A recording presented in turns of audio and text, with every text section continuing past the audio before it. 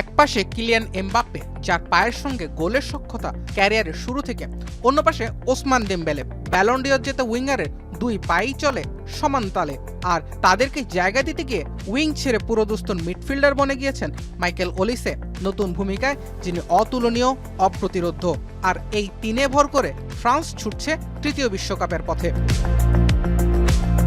নিজেদের আগুন ঝরানো পারফরমেন্সে ফ্রান্সের ত্রয়ী কেবল দলকেই এগিয়ে নিচ্ছেন না, সেই সঙ্গে রেকর্ডের পাতায়ও তুলেছেন ঝড়। চলতি বিশ্বকাপে এখন পর্যন্ত কোনো গোল না করলেও অ্যাসিস্টের দিক থেকে রেকর্ড বুকে উঠেছেন মাইকেল ওলিসে।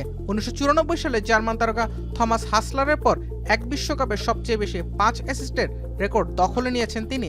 সঙ্গে চলতি বিশ্বকাপে সবচেয়ে বেশি অ্যাসিস্টের কীর্তি তো আছেই, হাতছানি দিচ্ছে এক বিশ্বকাপে সবচেয়ে বেশি 6 অ্যাসিস্টের রেকর্ড।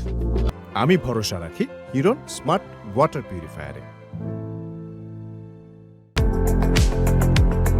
ওলিসের সঙ্গে পাল্লা দিয়ে ছুটছেন ওসমান ডেম্বেলে এবং কিলিয়ান এমবাপ্পে। দুজনের বোঝাপড়ায় ফ্রান্স বিশ্বকাপে পেয়েছে 6 গোল।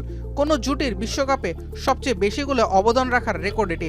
জার্মানির মাইকেল বালাক এবং মিরোস্লাভ ক্লোজা নিজেদের মাঝে ভাগাভাগি করেছেন 5 গোল। সমান গোল ছিল পোল্যান্ডের শারমাক এবং লাটোর মাঝে। এমবাপ্পে ডেম্বেলে জুটি তাদের ছাড়িয়ে গিয়েছেন রাউন্ড অফ 32 মঞ্চেই।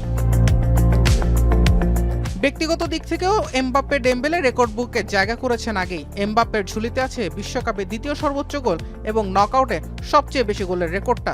আর ডেম্বেলে এই মুহূর্তে বিশ্বকাপে দ্বিতীয় দ্রুততম হ্যাটট্রিকের মালিক। আর শিষ্যদের এমন পারফরমেন্সের সুবাদে ফ্রান্স কোচ দিদিয়ার দেশমের প্রোফাইল হয়েছে ভারী। বিশ্বকাপে সর্বোচ্চ জয়ের রেকর্ডের পাশাপাশি নকআউটে সবচেয়ে বেশি 9 জয়ের রেকর্ডও আছে দেশমের।